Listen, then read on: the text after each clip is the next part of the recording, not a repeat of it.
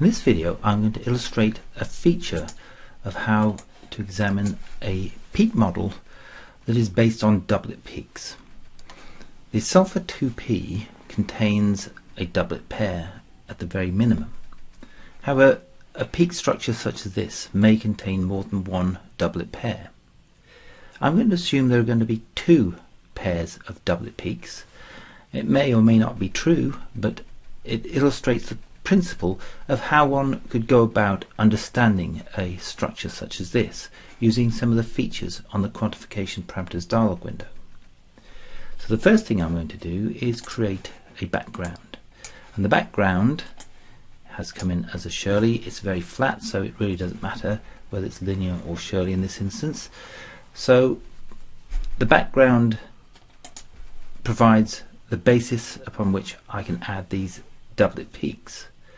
Now, because the element transition field is sulfur 2p, if I press the create times 2, I end up with a pair of peaks, and they've been constrained according to the ratio of peaks that have p symmetry, and it's also come in with an assumption that the forward half maximum is the same for both.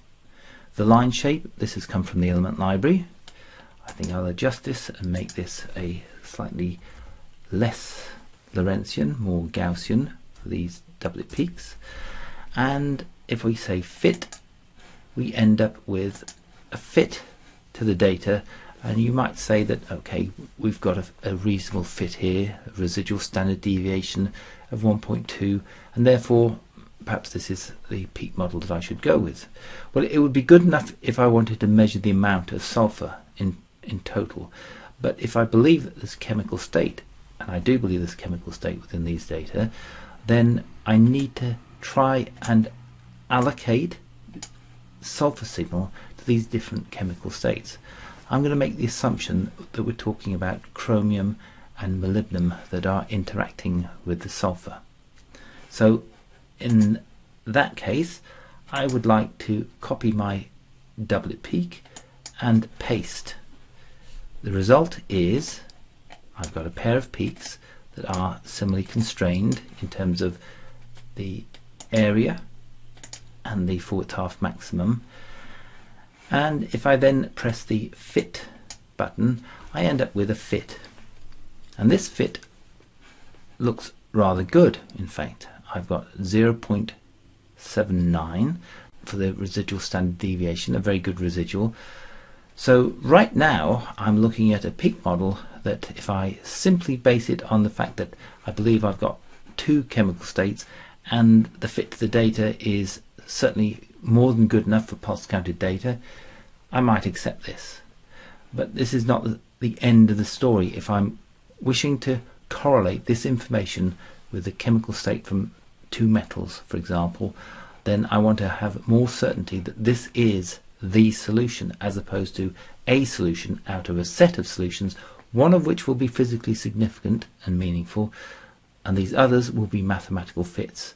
The idea is to provide tools to try and see what other possibilities are within these data.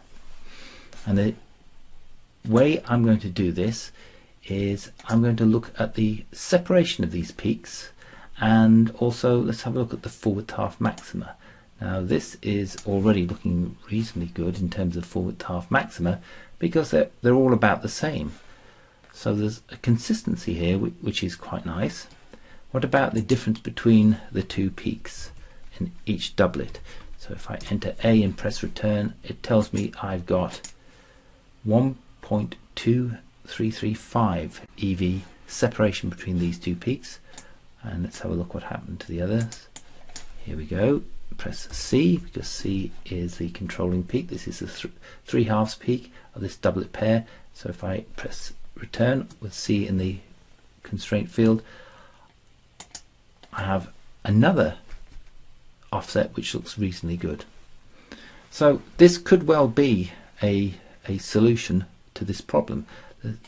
If I was looking at, for example, a sulfide, then I have data which presents a single doublet peak, well resolved, and it suggests the separation is about 1.18, something like that.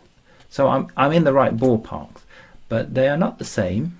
So it's possible that I don't have a perfect solution in terms of physics. I've got a good mathematical solution, but not necessarily a physical solution. So let us now release these. So I'm going to give the one doublet pair, this pair here, a freedom to move, and I'm going to then consider